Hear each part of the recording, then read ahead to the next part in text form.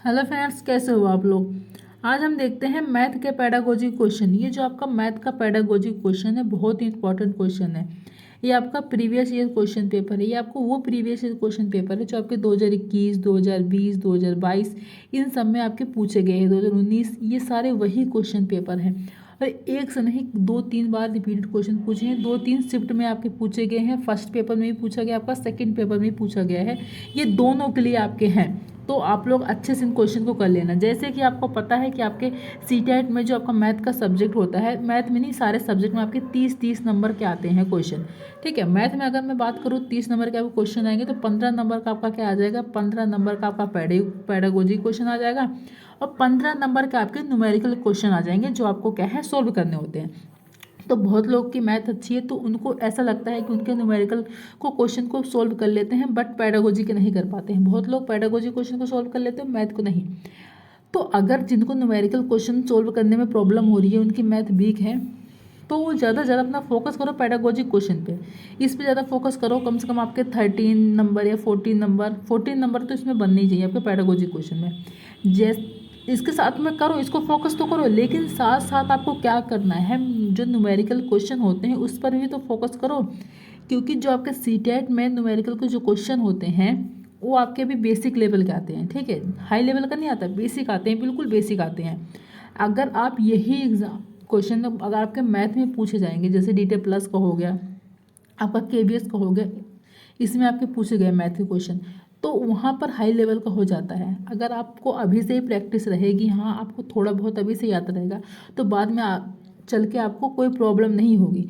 तो आपको क्या करना है कि अभी से अगर आपके 15 नंबर के न्यूमेरिकल के क्वेश्चन है, तो 15 नंबर में अगर आपके कम से कम 7 नंबर मान लो, 8 नंबर, अगर 10 नंबर भी मान लो, इतने भी नहीं आ रहे, ठीक है 5 नंबर आ रहे हैं, आपके 5 नंबर आ रहे, धीरे धीरे अगर एक महीने भी प्रैक्टिस करते हो 5 से 7, 8 नंबर तो बनेंगे।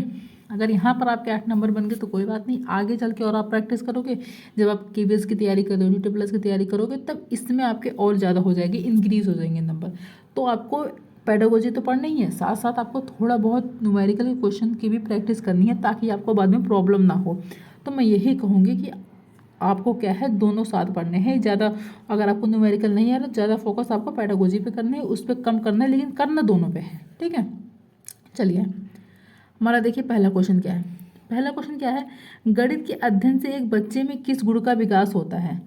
आत्मविश्वास, तार्किक सोच, विश्लेषण सोच, या इनमें से सभी। देखो, गणित के अगर बच्चा गणित का अध्ययन कर रहा है, आप क्या है गणित पढ़ रहे हो, अध्ययन मतलब क्या है पढ़ना, अगर आप गणित को पढ़ रहे हो तो आप में किस गुण का विकास होगा, आप खुद को इसके जगह रख के देखो कि आप एक मैथ का सब्जेक्ट पढ़ रहे हो। पढ़ने के बाद आपके आप में किस गुण का विकास होगा, आप में आत्मविश्वास आएगा। अगर आप क्वेश्चन को सोल्व कर रहे हो, ठीक है मैथ के, तो अगर सोल्व करते जा रहे हो तो आपको आप में के अंदर आत्मविश्वास आ जाएगा। तार्किक सोच, मैथ में तो तार्किक सोच की जरूरत होती है। आप इतना तर्क लगाओगे, अगर कोई क्वेश्चन सोल्व कर रहे हो तो उसमें आप ज़्यादा तर्क लगाओ कि हाँ ये कैसे सोल्व होगा, इसमें कौन सा फॉर्मूला लगे, कौन सा नहीं लगे, इसको कैसे सोल्व करना ताकि हमारा आंसर क्या है करेक्ट आए। आप उसमें विश्लेषक सोच करोगे, उसमें ज़्यादा से ज़्यादा सोचोगे, तो आपके तीनों हो जाएंगे पॉजिटिव, है ना। क्या हो जाएगा, तीनों हो जाएगा, तो D क्या हो जाएगा, आपका राइट आंसर हो जाएगा। इनमें से सभी आपका राइट आंसर हो जाएगा। अगला देखिए, अगला आपका है सामान्य से विशिष्ट का सिद्धांत निम्न में से किस में प्रयोग होता है। आगमन विधि में, निगमन विधि में, संश्लेषण विधि में, विश्लेषण विधि में। बताइए किस में, सामान्य से विशिष्ट की ओर। तो आपका निगमन विधि में होता है। क्या होता है, निगमन विधि में होता है इसका प्रयोग। तो जो सामान्य से, इसमें क्या होता है, सामान्य से विशिष्ट पहले बच्चों को क्या सिखाया जाता है, सामान्य चीज़ें। सामान्य मतलब बेसिक चीज़ें सिखाई जाती हैं। निगमन मतलब, निगमन में क्या हो गया, पहले नियम सिखाए जाएंगे, ठीक है, पहले नियम सिखाए जाएंगे, फिर क्या कहते हैं आपके उदाहरण सिखाए जाएंगे। ठीक है, आपके मैथ में ऐसा है, पहले नियम सिखाए जाएंगे तब जाके आपको उदाहरण सिखाए जाएंगे। ये आपका निगमन विधि है। आगमन विधि में क्या होता है, पहले आपके उदाहरण सिखाए जाते हैं, क्या है, पहले आपके उदाहरण सिखाए जाते हैं, फिर आपके नियम सिखाए जाते हैं। ठीक है, और ज़्यादा ये आपके मैथ में यूज़ नहीं होता। आपका मैथ में ज़्यादातर यूज़ क्या होता है, निगमन विधि का यूज़ होता है, क्योंकि इसमें पहले नियम सिखाए जाते हैं बच्चों को, फिर जाके आपको बाद में एग्जाम्पल दिए जाते हैं। तो इसमें क्या होता है, पहले सामान्य से फिर विशिष्ट की हो जाता है, पहले ईजी चीज़ें फिर हार्ड चीज़ सिखाई जाती है। तो सेकंड आपका राइट आंसर हो जाएगा। अगला देखिए, अगला आपका गणित सभी विज्ञानों का द्वार एवं कुंजी है। क्या है? गणित क्या है? सभी विज्ञान एवं द्वार का कुंजी। यह कथन किसका है? रोजर बेकन में, हैमिल्टन में ने, प्लेटो ने या रसेल ने? किसने दिया है आपका ये? राइट आंसर क्या हो जाएगा इसमें? तो आपका क्या हो जाएगा? फर्स्ट हो जाएगा रोजर बेकन में। इन्होंने क्या कहा है कि जो गणित है वो सभी विज्ञानों का द्वार एवं कुंजी है। ठीक है, क्या है? द्वार एवं कुंजी। क्योंकि जब अगर गणित एक ऐसा सब्जेक्ट है जो आपके हर एक चीज में काम आता है, अगर गणित नहीं तो कुछ नहीं। अपने अगर आप कोई सा भी सामान कुछ भी खरीदने जा रहे हो, आपको मैथ की जरूरत पड़ती है। ठीक है, तो इसको हम क्या कर सकते हैं? कुंजी है। द्वार की एक क्या है? कुंजी है। अगर ये नहीं रहेगी हमारे पास तो हमारे पास कुछ नहीं है। तो गणित सबसे इंपॉर्टेंट होता है, ये इन्होंने कहा है। फर्स्ट आपका राइट आंसर हो जाएगा। अगला देखिए, अगला आपका है गणित में किस विधि में हम प्रायः सूत्र तथा नियमों की सहायता लेते हैं? गणित में किस विधि में हम प्रायः सूत्र तथा नियमों की सहायता लेते हैं? संश्लेषण विधि का, विश्लेषण विधि का, आगमन विधि का, निगमन विधि का? कौन सा हो जाएगा? अभी मैंने जस्ट आपको ऊपर बताया किसका लेते हैं, आपका निगमन विधि का। मैथ में सबसे ज़्यादा यूज क्या होता है? निगमन विधि। पहले नियम फिर उदाहरण, इसका सूत्र लिया जाता है। पहले बच्चों को नियम सिखाए जाएंगे, तब जाके आपको बच्चों के एग्जाम्पल दिए जाएंगे। तो डी क्या हो जाएगा? आपका राइट आंसर हो जाएगा। अगला देखिए, अगला आपका क्या है? गणित वह भाषा है जिसमें परमेश्वर ने संपूर्ण जगत या ब्रह्मांड को लिख दिया है। यह कथन किसका है? क्या है? गैलीलियो ने है, राफेल, प्लेटो या हैमिल्टन ने? ये कथन आपका किसका है? इसमें से आपको बताना है। तो गैलीलियो ने। इनका क्या कहना है कि जो गणित है, गणित की भाषा है जिसमें परमेश्वर ने संपूर्ण जगत या ब्रह्मांड को क्या है? लिख दिया, ब्रह्मांड को। तो गणित ही एक ऐसा सब्जेक्ट है, अभी मैंने आपको ऊपर बताया कि गणित में ही सब कुछ है। गणित से ही आपकी सारी चीज़ें बनी। अगर आप कहीं जा रहे हो, अगर आपको मैथ नहीं आएगा, कोई भी हिसाब करना नहीं आएगा, तो आप कैसे करोगे? ठीक है, तो गणित में सब कुछ गणित से ही। अगर आप कुछ ले रहे हो, गणित से ही सब शुरू है, गणित से ही सब खत्म है। गिनतियाँ भी करो, 1 2, कहीं जा रहे हो 1 2, कुछ भी काउंट करोगे। कुछ सामान ले रहे हो, दूध ले रहे हो, चीनी ले रहे हो, शक्कर ले रहे हो, आलू ले रहे हो, कुछ भी ले रहे हो, XYZ कुछ ले रहे हो, तो उसमें गैर आपका मैथ क्या है? इंपॉर्टेंट है। मैथ तो आपका आना ही है। तो इसलिए कहा है इन्होंने कि जो इसमें क्या है? संपूर्ण जगत या ब्रह्मांड को लिख दिया गया है आपका गणित। तो फर्स्ट क्या हो जाएगा? आपका राइट आंसर हो जाएगा। अगला है, जो विद्यार्थी ज्यामिति नहीं समझ सकते वे इस विद्यालय में नहीं आ सकते। यह कथन किसका है? बताओ, यह कथन किसने दिया आपका? अरस्तु, हर्बर्ट, प्लेटो या हैमिल्टन ने? किसने दिया आपका ये कथन? आपका कौन सा हो जाएगा? तो प्लेटो ने। प्लेटो ने आपका क्या कहा है कि जो विद्यार्थी ज्यामिति नहीं समझ सकते वे इस विद्यालय में नहीं आ सकते। यह कथन प्लेटो का था। सी आपका राइट आंसर हो जाएगा। अगला देखिए, अगला आपका है खेल विधि के जन्मदाता कौन है? खेल विधि के जन्मदाता कौन है? खेल विधि आपकी क्या है? इसमें आपके देखो, इसके जन्मदाता आपके क्या है? फॉरवेल ने। फॉरवेल का क्या कहना है कि जो खेल विधि है, बच्चों को अगर मैथ सिखाना हो, अगर मैथ ही नहीं कुछ भी, अगर इन्होंने तो क्या है मैथ के बारे में बताया है। ठीक है, मैं कह रही हूँ मैथ ही नहीं, अगर आपको कोई और सभी सब्जेक्ट सिखाना हो, कोई सभी सब्जेक्ट, अगर बच्चों को खेल खेल की विधि में सिखाओगे कि हाँ बच्चे ये ऐसे सीखना है, ऐसे सीखना है, खेल खेल में सिखाओगे, बच्चे ज़्यादा सीखेंगे। और अगर आपको मैथ सिखाना है, ठीक है, मैथ को पढ़ाना है, तो उसको खेल खेल की विधि में पढ़ाओ। ठीक है, बच्चों को खिलाओ कि जैसे कि आप कुछ कर रहे हो, बच्चों को बोलो ये 1 एप्पल है, 2 एप्पल है, 3 एप्पल है। ठीक है, किसको 2 एप्पल खाना है, किसको 3 एप्पल खाना है, किसको 4 एप्पल, किसको 1 एप्पल खाना है, कौन कौन अपने घर में 1 एप्पल खाता है, किसी घर में बड़े लोग 2 खाते हैं। तो ऐसे सिखाओगे तो बच्चा कहेगा ना कि हाँ, वो नोटिस करेगा कि अच्छा मेरे घर में मेरे पापा ने 2 एप्पल खाया था, मेरी मम्मी ने 2 एप्पल खाया था, मैंने 1 एप्पल खाया। तो तब बोलोगे कि ठीक है, आपके पापा ने 2 एप्पल खाया, आपकी मम्मी ने 2 एप्पल खाया, आपने 1 एप्पल खाया, तो कितने हो गए? तो बच्चा कहेगा मेरी मम्मी के 2, मेरे पापा के 2, मेरे 1, तो हमारे कितने हो गए? 5। बच्चे ने गिनती सीख ली। ठीक है, सीख लिया ना मैथ। तो ये आपका किसका कहना था? फॉरवेल का कहना था कि बच्चों को खेल खेल में सिखाओ, बच्चों का मनोरंजन भी हो जाएगा, बच्चे क्या है सीख भी जाएंगे। तो इनका कहना है फर्स्ट क्या हो जाएगा? आपका राइट आंसर हो जाएगा। अगला आपका है उपचारात्मक शिक्षा की जरूरत होती है। क्या है? उपचारात्मक शिक्षा की जरूरत होती है मंद बुद्धि बच्चों के लिए, पिछड़े बच्चों के लिए, सामान्य बच्चों के लिए, इनमें से सभी के लिए। बताइए आपका इसमें से कौन सा हो जाएगा? तो आपका हो जाएगा डी, इनमें से सभी। उपचारात्मक शिक्षा की जरूरत सबको होती है, जो आपके मंद बुद्धि बच्चों के लिए, पिछड़े बच्चों के लिए, जो सामान्य बच्चे हैं, इन तीनों के लिए आपको क्या होती है? उपचारात्मक शिक्षा की जरूरत होती है। तो डी आपका राइट आंसर हो जाएगा। अगला देखिए, अगला आपका 9 क्वेश्चन है, राष्ट्रीय पाठ्यचर्या रूपरेखा 2005 के अनुसार विद्यालय में गणित शिक्षण का संकीर्ण उद्देश्य क्या है? 2005 मैंने आपको करवा दिया है, ठीक है। एनसीएफ 2005 मैंने आपको करवा दिया है, उसकी पीडीएफ वीडियो आप जाके देख लेना। मैंने इससे एनसीएफ 2005 से मैंने क्वेश्चन भी करवाए हैं।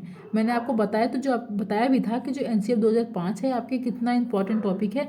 ये आपकी हिंदी में, मैथ में, सीडीपी में, ईवीएस में, आपके लैंग्वेज फर्स्ट, लैंग्वेज सेकंड, सब में आपके पूछे जाते हैं। आपका क्या पूछा जाता है? आपका एनसीएफ 2005।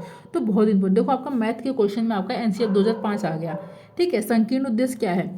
रैखिक बीजगणित से संबंधित दैनिक जीवन की समस्याओं की शिक्षा, संख्यात्मक कौशलों का विकास करना है, बीजगणित पढ़ना है, परिकलन व मापन पढ़ाना है। तो इसमें से आपका कौन सा आपका राइट आंसर हो? तो आपका हो जाएगा संख्यात्मक कौशलों का विकास करना है। अब हम मैथ पढ़ रहे हैं ना, तो हम इसमें क्या करेंगे? संख्यात्मक कौशलों का विकास करेंगे। राष्ट्रीय पाठ्यचर्या रूपरेखा 2005 के अनुसार विद्यालय में गणित शिक्षण का संकीर्ण उद्देश्य यही है कि संख्यात्मक कौशलों का विकास करना है। तो बी आपका हो जाएगा राइट आंसर हो जाएगा।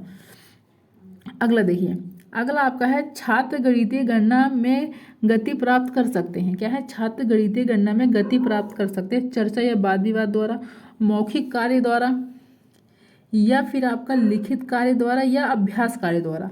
बताइए कौन सा हो जाएगा? तो अभ्यास कार्य द्वारा आपका नहीं होगा, लिखित कार्य द्वारा भी नहीं होगा आपका, और चर्चा या वाद विवाद द्वारा भी नहीं होगा आपका। आपका क्या हो जाएगा? मौखिक कार्य द्वारा। किसमें क्या क्वेश्चन में क्या कहा? छात्र गणितीय गणना में गति प्राप्त कर सकते हैं मौखिक कार्य द्वारा, ठीक है। मौखिक कार्य द्वारा कर सकते हैं, तो बी आपका राइट आंसर हो जाएगा। अगला देखिए, अगला क्वेश्चन है आपका गणित का भौतिक संबंध क्या कहलाएगा? बताइए। गणित का भौतिक संबंध कहलाएगा गुणांक, पारस्परिक, एकिक, इनमें से कोई नहीं। तो गणित का भौतिक संबंध कहलाएगा आपका गुणांक कहलाएगा। क्या कहलाएगा? गुणांक कहलाएगा। तो फर्स्ट आपका राइट आंसर हो जाएगा। अगला देखिए, अगला आपका है उपचारात्मक शिक्षण की प्रक्रिया कब तक चलती रहनी चाहिए? जब तक छात्रों का पिछड़ापन दूर न हो, जब तक छात्र रुचि न ले, जब तक विद्यालय में समय मिले, जब तक अन्य अध्यापक कक्षा में ना आए। कौन सा आपका हो जाएगा? उपचारात्मक शिक्षण की प्रक्रिया कब तक चलती रहनी चाहिए? बताइए इसमें से आपका कौन सा हो जाएगा? तो आपका हो जाएगा फर्स्ट, जब तक छात्रों का पिछड़ापन दूर ना हो जाए, ठीक है। जब तक जो बच्चे होते हैं, बच्चों में जो पिछड़ापन है, जो ऊंची जाति नीची जाति जैसे पिछड़ापन है, जो बच्चे पिछड़े हुए हैं उनके ये सब दूर ना हो जाए, तब तक क्या है? उपचारात्मक शिक्षण चलनी चाहिए। इसकी प्रक्रिया क्या है? चलनी चाहिए, रुकनी नहीं चाहिए, जब तक बच्चों का पिछड़ापन दूर ना हो जाए। तो ए आपका हो जाएगा राइट आंसर हो जाएगा। अगला देखिए, गणित की प्रारंभिक कार्यावस्था क्या है? बताइए। गणित की प्रारंभिक कार्यावस्था है मानसिक कार्य, मौखिक कार्य, लिखित कार्य, उक्त सभी। इसमें से आपका कौन सा हो जाएगा? तो इसमें से आपका हो जाएगा सेकंड, मौखिक गणित। क्या हो जाएगा? मौखिक गणित। बी आपका राइट आंसर हो जाएगा, ठीक है। अगला देखिए, अगला क्वेश्चन है आपका सरल ब्याज सीखे बिना चक्रवृद्धि ब्याज समझ में नहीं आ सकता, यह संबंध है। क्या है? सरल ब्याज सीखे बिना। अगर आप पहले सरल ब्याज नहीं सीखोगे तब तक आपको क्या है? चक्रवृद्धि ब्याज समझ में नहीं आ सकती। ये संबंध किससे है? पारस्परिक से है, एकिक से है, गुणांक से है, इनमें से कोई नहीं। बताइए। तो ये आपका पारस्परिक से संबंधित है। किससे है? पारस्परिक से। अगर आप सरल ब्याज सीख रहे हो, जब तक आप सरल ब्याज नहीं सीखोगे, जो सरल ब्याज होता है उसे सीखोगे तभी तो आपको चक्रवृद्धि ब्याज समझ में आएगा, इसे नहीं आ सकता। तो पारस्परिक संबंध से मतलब दोनों एक दूसरे से क्या है? कनेक्ट हैं, आपस में है। जब अगर आपने ये सीख लिया, सरल ब्याज सीख लिया, तो आपको चक्रवृद्धि आ जाएगी। तो आपको ये परस्पर संबंध है एक दूसरे से। तो ए क्या हो जाएगा? आपका राइट आंसर हो जाएगा। अगला क्वेश्चन देखिए, अगला क्वेश्चन है आपका सहायक सामग्री गणित सीखने में लाभ पहुंचाती है। क्या है? सहायक सामग्री जो होती है वो क्या है? गणित सीखने में लाभ पहुंचाती है। विषय वस्तु को रोचक बनाकर, विषय वस्तु को मनोरंजक बनाकर, कक्षा में अनुशासन बनाकर, उपयुक्त सभी ढंग से। देखो इसमें आपका हो जाएगा, जैसे क्वेश्चन से ही पता चलता है। पॉइंट देखो, इसमें पॉइंट तो तीनों पॉजिटिव है। सहायक सामग्री गणित सीखने में लाभ पहुंचाती है, क्योंकि क्या होता है? जो विषय वस्तु होती है वो रोचक बनाकर, ठीक है। क्या है? रोचक मतलब उससे ज़्यादा हमें अट्रैक्टिव बनाना है, रोचक बनाना, ताकि बच्चे उसमें क्या है? रुचि लेके पढ़ें। विषय वस्तु को क्या है? मनोरंजक बनाकर, ऐसे कर सकते हो आप, लाभ पहुंचा सकते हो। कक्षा में अनुशासन बनाकर, कक्षा में अनुशासन बनाना है बट नेगेटिव वे में नहीं बनाना है, पॉजिटिव वे में बनाना है। उपयुक्त सभी, मतलब तीनों आपके राइट है हो जाएंगे। तो डी आपका क्या हो जाएगा? राइट आंसर हो जाएगा, ठीक है। तो देखो 15 क्वेश्चन आपके थे, जो मैंने 15 के 15 क्वेश्चन आपके करवा दिए। ये जो 15 क्वेश्चन हैं, ये एक एक क्वेश्चन आपका इम्पॉर्टेंट है, याद रखना। तो इसको आपको अच्छे से कर लेना है। आपके एग्ज़ाम में कई बार पूछे गए हैं, पूछे जा सकते हैं और पूछे जाते रहेंगे ये, ठीक है। तो आपको इसको क्या है, अच्छे से कर लेना है। अब मिलते हैं नेक्स्ट वीडियो में। अगर आपको वीडियो पसंद आई हो तो लाइक कर देना, सब्सक्राइब कर देना, शेयर कर देना। Thank you.